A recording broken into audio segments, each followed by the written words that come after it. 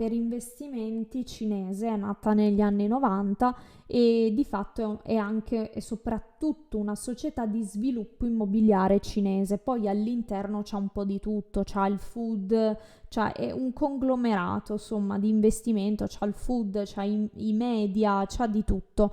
Però la parte più sostanziosa sono gli immobili, cioè di fatto ha grattacieli, è una società di sviluppo immobiliare. Pensate in Cina col boom che c'è stato, insomma ha costruito tantissimo. Fatto sta che è da qualche tempo che è stata addirittura sospesa dalla quotazione, è stata sospesa, quindi non si potevano scambiare titoli. E poi altra cosa, ci sono state proprio delle irregolarità nel bilancio. Diciamo che è una sorta di spada di Damocle sulla Cina, perché comunque è una società veramente veramente grande che non può pagare nemmeno le cedole ai suoi investitori. Quindi è una società che sta andando veramente male, potrebbe insomma scoppiare. Per ora durante il 2021 è stata un po' mitigata la cosa, però è andata proprio in caduta libera in borsa.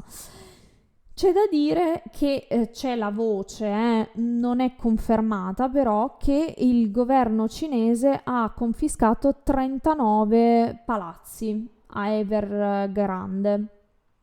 È da verificare, però lo verificheremo. Inoltre è uscito un film del Financial Times su Evergrande. Adesso ve lo faccio vedere. Volevo provare a mettere i sottotitoli in italiano. Spero ci siano. Sottotitoli in italiano.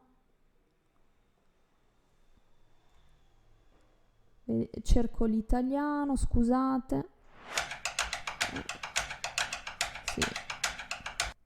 Sì, non volevo. Perché non me lo scusate, sto facendo disastri.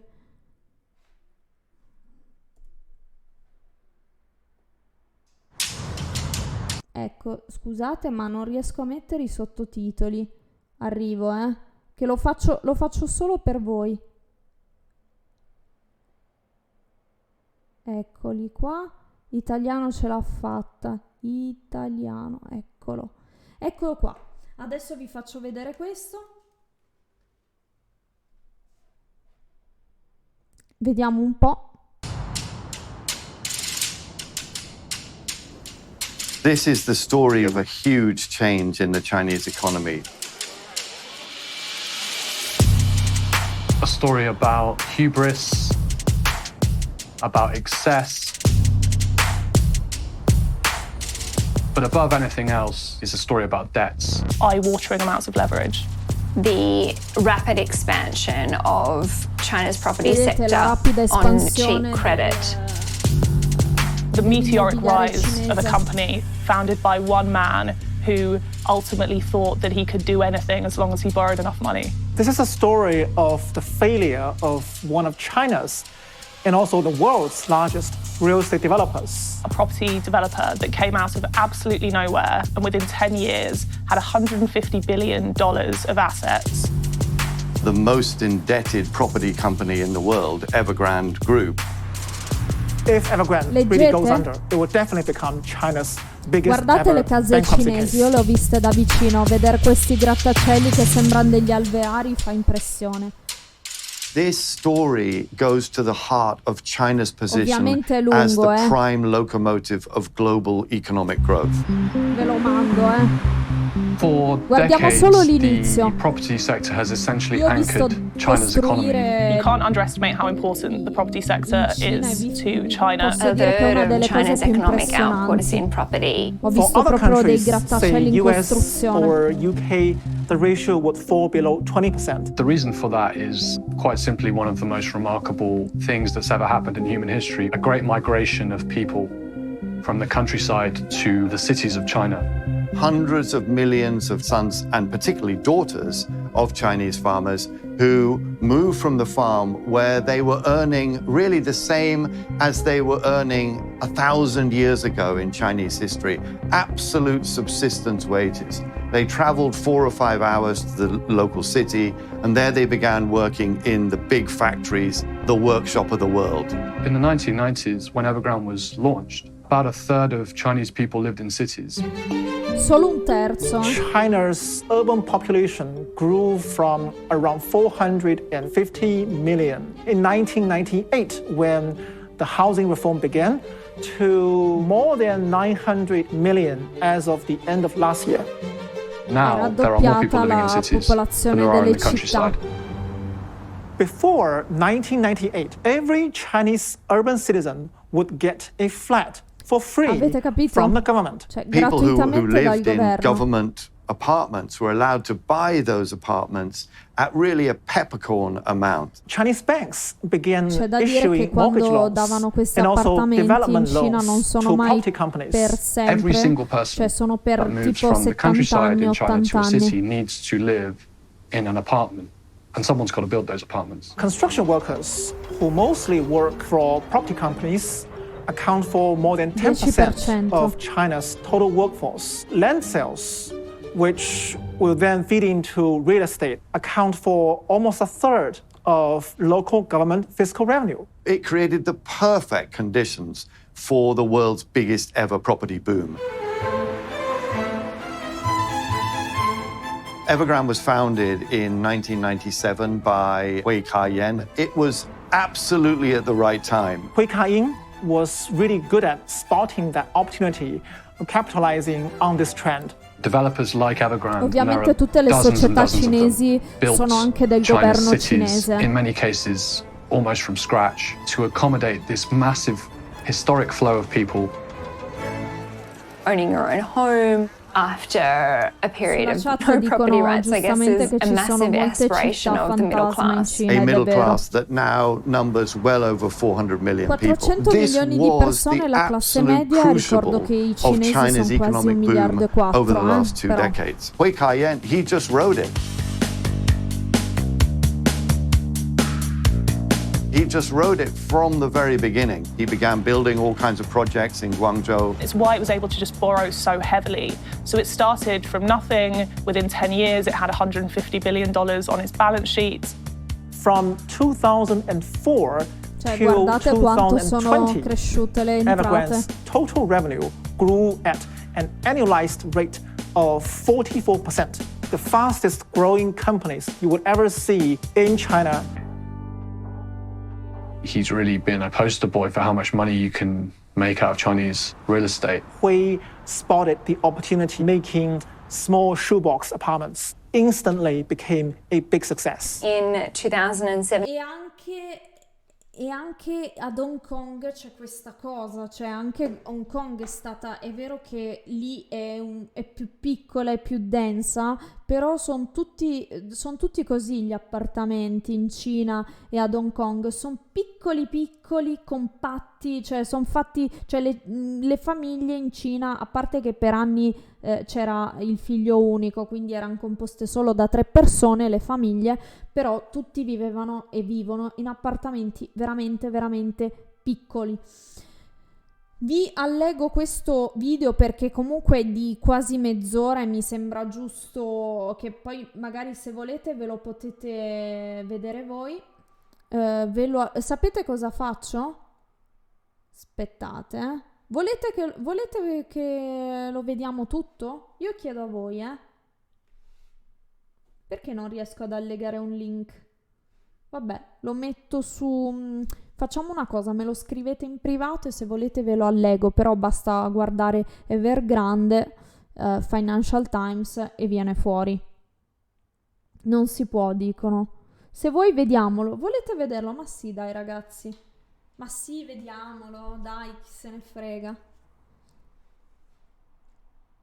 Poi facciamo un po' di cazzeggio, 2017, he shot to fame by heading up the China rich list, clocked 42.5 billion. It's quite a departure from his humble origins. People who've met him say he's an extremely charismatic person, an extraordinary Carismatico, salesman. ovviamente, He tutti likes to questi che hire fanno sti people soldi from per top farseli universities in the dare, West perché comunque to te li be devi his far personal dare secretary, to make him dai look like a finanziatori, dagli westernized investitori, boss. sono He per also forza was very good at carismatici. cultivating political connections. Ovviamente, You need those figurati se non era connections in amico order del to get Partito access to Comunista dove more andava. credit. He cultivated very good connections with Joseph Lau, a notorious Hong Kong tycoon whose company had lots of investment in Evergrande. He was also part of the delegation for when Xi Jinping visited Great Britain in 2015.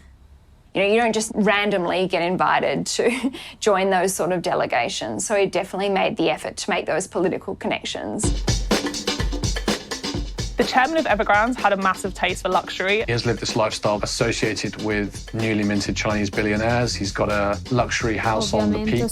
He had a super yacht. He was quite a generous gift giver. He loved to mix with some of the most important people in China, in Hong Kong, even from the UK. In Pique, se 2015, non when sbaglio, ad Hong his soccer Kong, team, è una Guangzhou collina di Hong Evergrande, Kong had won dove sono the Asia stata, ci Premiership. vivono He solo i had ricchi. Prince Andrew, Jack Ma, over at his Ovviamente c'ha la hotel, squadra di popping calcio. champagne. One of the ways in Cannavaro which è he sort of stato il suo ingratiated himself allenatore with della some of squadra di these calcio tycoons was that he had del these proprietario di cardinals. Evergrande. The folly of his ambition is no better seen than in this huge sprawling plot in Hong Kong called Project Castle, where he intended to build this Palace of Versailles-style mansion in one of the most overdeveloped places in the world. 10 years on, it's a muddy plot of land. Evergrande went from nothing to being this huge developer with over 1,000 projects in over 200 cities across mainland China. Over 2 trillion renminbi of assets on its balance sheet. It's a business model that lends itself to very rapid expansion. Real estate developers in China are buying land from local governments. Local governments are a key economic actor in China. They are the people who decide whether or not to build an industrial park over here, a factory over there, real estate development somewhere. So these developers buy their land, build apartments on the land, and they sell the apartments to customers before they've built them. The home buyers need to make an Avete advance capito, payment. questo si faceva Evergrande anche in has Italia negli allocated the anni funds 70-80, to other cioè areas, vendono which gli in appartamenti turn prima di has averli caused the projects costruiti, to be perché stalled, così hanno which la will then liquidità anger these home buyers. per This continuare. arms race between multiple developers encourages them to Guardate. move as quickly as possible. Once you Vedete che inject debt palazzoni. into it, the whole thing speeds up. Chinese government has tried to control and constrain it, limiting the use of onshore debt to buy land. It's one reason that offshore debt, international bond markets became so attractive. But Evergrande took advantage of seemingly limitless demand from global investors for Chinese real estate Ovviamente debt. siamo stati anche noi occidentali It just che seemed so clear that abbiamo it was going to become too big to pompato finance. queste società di The sviluppo last 2 decades immobiliare. in China have really seen an unprecedented Grazie per period il of economic follow, growth Alberto. driven by the property boom. But now a lot of people are thinking that China's running out of road. The growth rate of urban population has been above 3% or 4%. The rate last year has dropped. Per il So Covid that anche, era e anche of per very strong l'inquinamento è demand in the sceso. cities for migrant workers is largely over. The ratio of empty apartments in China could range between 10% and as high Avete as capito? 40 or even Addirittura il 50% in some small 50% cities. di There are enough appartamenti empty vuoti homes in China right Cina. now to house about 90 million people, greater than the population of Germany or the UK. Newer developments were built quite quickly without a lot of consideration for, the logistics. I've traveled to many parts of China where you go to a suburb and suddenly you see this forest of apartment blocks.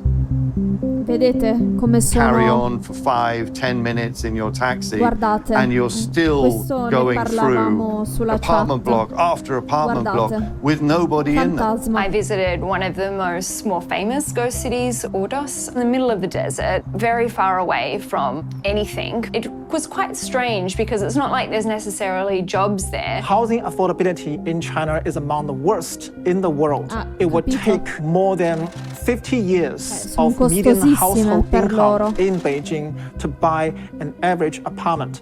The ratio is around 15 years in London and 10 years in New York. Policymakers led by President Xi wouldn't allow that to happen. They realized that you can't keep on building property which is often unsold by using debt that property companies ultimately will not be able to repay. Developers always had a way to take on more debt, which prompted the three red line policy.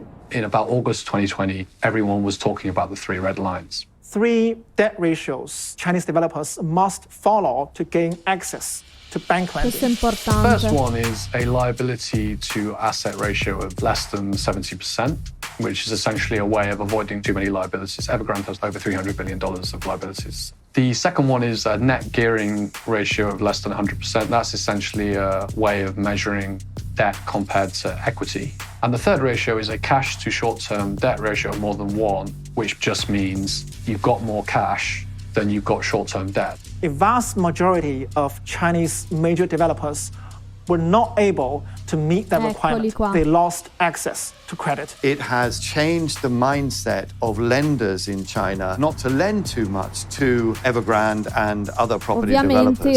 At the same time, the government advised banks to greatly slow down the issuance of mortgage loans. Guardate I lavoratori. Evergrande can't sell apartments. Lì lavorano it also anche le can't borrow donne from banks. How could it pay off the loans? And that's where the problem is. Ecco, guardate. These three red lines have created pretty much a sudden stop in terms of using debt to fund debt payments. A huge part of the appeal of investing in any Chinese company is the belief that the government is going to bail out any prominent player if things go wrong. This is still a country controlled by the Communist Party. China saw with shock the Western economies almost collapsed during and after the 2008 financial crisis created by a massive debt bubble. It just couldn't afford to shoulder that type of risk itself. The government is taking a particularly negative view on excessive leverage. Evergrande is the poster child for excessive leverage. The Chinese property market is a bit like a game of Jenga. The wealth management investors, offshore bondholders, banks, you've got the local governments that sell land to Evergrande and need it for financing. You've got the central government that's trying to control leverage in the economy, trying to control the economy. You've got ordinary citizens who are buying homes from Evergrande and other developers. You've got construction workers who rely on Evergrande for their income. A whole supply chain of companies, not only within China, but outside of China, that are providing the goods and services to build apartments. Some of these blocks have been pulled out entirely, making the tower sort of teeter and list to one side. One of the first blocks, which has not been pulled out entirely, has been consumer demand. The really big one that was pulled out entirely and made the tower list was the three red lines, the ability of property developers to borrow in many different forms. It's not so much just that Evergrande is a tower that's ready to crumble. In many ways, it already has crumbled. But the Chinese property machine hasn't completely crumbled. This is really, in many ways, only just beginning. We've got bank lending, a Jenga block that's still in the tower, and commercial paper issuance still in the tower.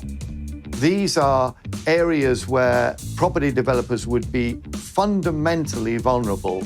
If those Jenga blocks were to be pulled out, it really would bring the whole tower crashing down. And it would bring the Chinese property market to its knees. Many more bankruptcies among property developers all over the country. What we might be seeing here are just the kind of teething pains of what happens when the most powerful economic forces in the world begin to unravel. If that's true, then this is all the tip of the iceberg, and we're not looking at one Jenga tower collapsing, we're looking at a whole forest of towers.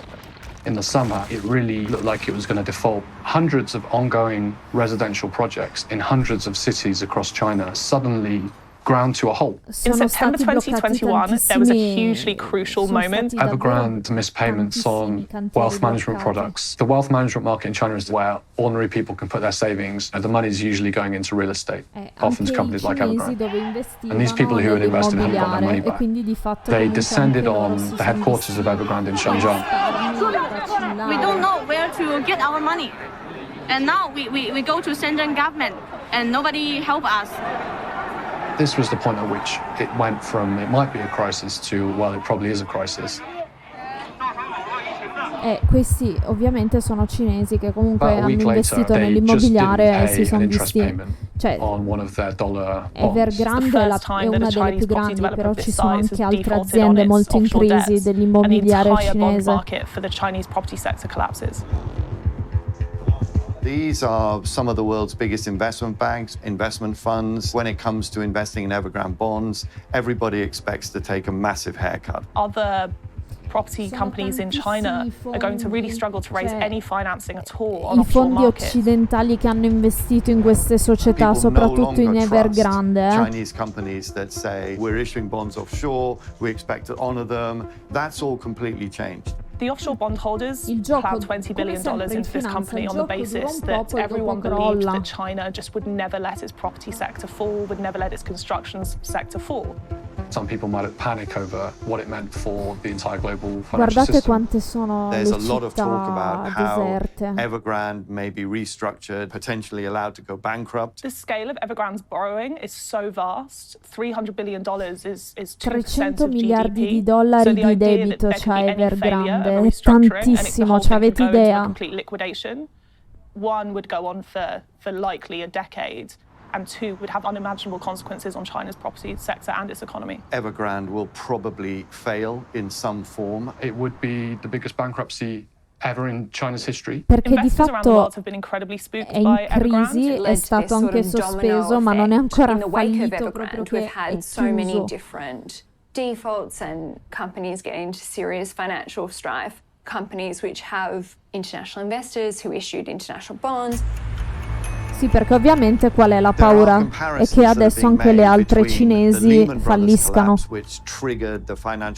Ovviamente citano Lehman Brothers perché nel 2008 è successo una cosa che ricorda Evergrande, però in America. China defaults on its debt. It sounds like there we are, we've got our crisis. We just don't know how big the ripples will be, which is why there's so much uncertainty and worry in global markets. The question now remains whether the collapse of Evergrande will spread over Cioè, to loro China's lo danno per financial scontato industry in comunque general. il crollo There are di, obvious cioè, similarities. The Evergrande il story is a fallimento story di about massive, Evergrande unmanageable e debts. stanno I dicendo don't think quanto we're going sarà to see a financial impattante nell'economia. market meltdown in China of the type that we saw in the aftermath of the Lehman crisis. The Chinese government will do everything to contain the fallout. That is a really key difference between that and 2008.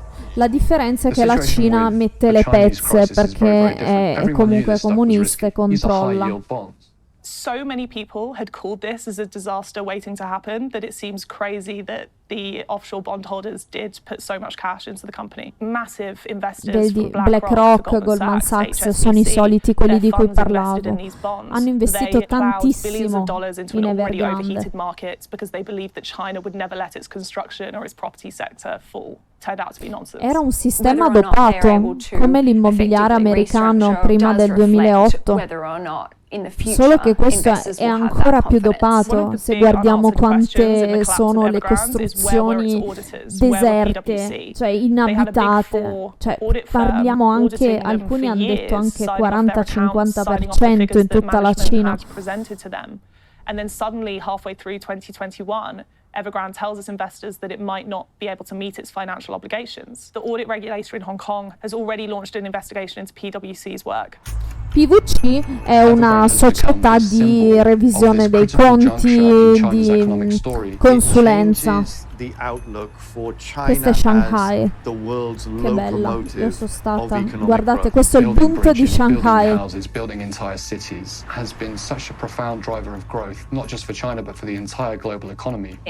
Vedete, tutte uguali, io le ho viste queste costruzioni. Ci sono anche 20 palazzi, 30 palazzi tutti uguali, enormi.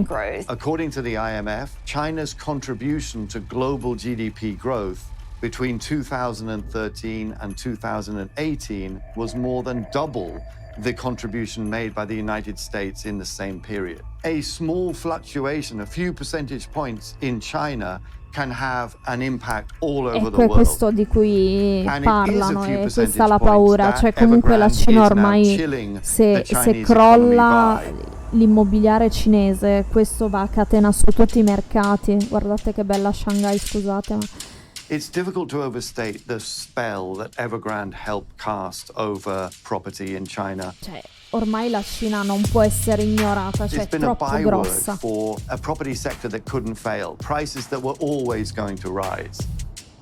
Infatti i prezzi salivano, però non può sempre salire e basta.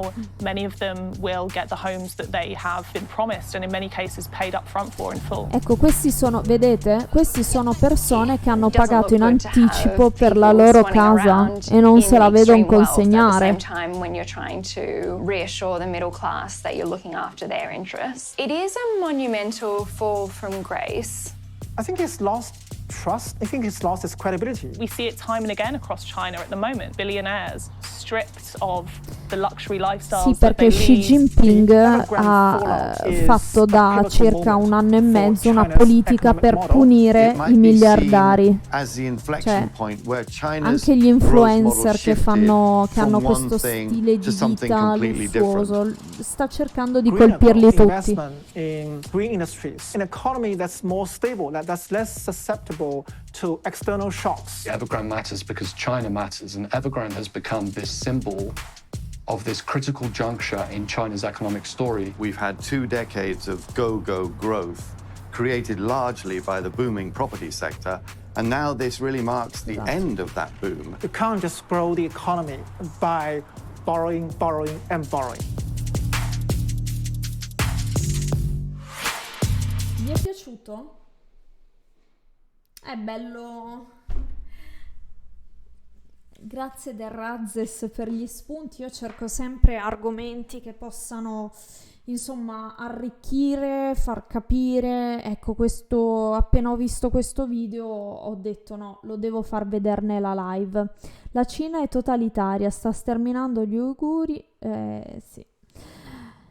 Allora, diciamo che comunque riguardo a prima che parlavano insomma del fondatore di Evergrande, ma possiamo anche parlare di Jack Ma, c'è da un paio d'anni, un anno e mezzo circa, una politica del governo cinese voluta soprattutto da Xi Jinping che sta insomma bastonando i miliardari, ma anche insomma le personalità di spicco cinese della Cina che fanno molto sfoggio della loro vita, dei loro soldi. Siccome alla fine la Cina è un paese comunista, allora stanno cercando ultimamente di non far fare loro questo stile di vita, tant'è che hanno bloccato anche certi yacht, come vedete Jack Ma non si fa più vedere tanto in giro perché proprio il governo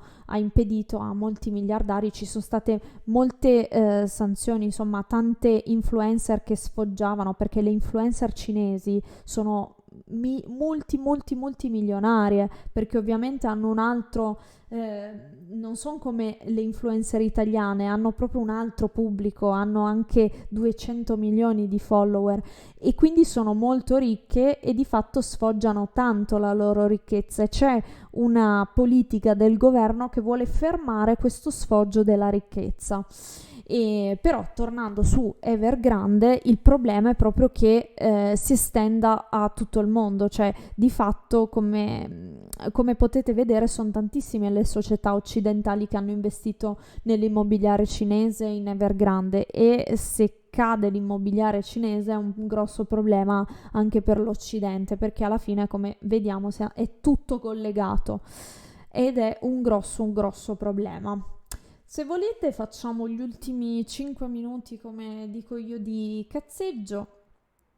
Era un sistema Ponzi? Assolutamente sì, perché di fatto, cioè, queste case venivano fatte perché continuavano a dare prestiti, ma alla fine sono quasi tutte disabitate.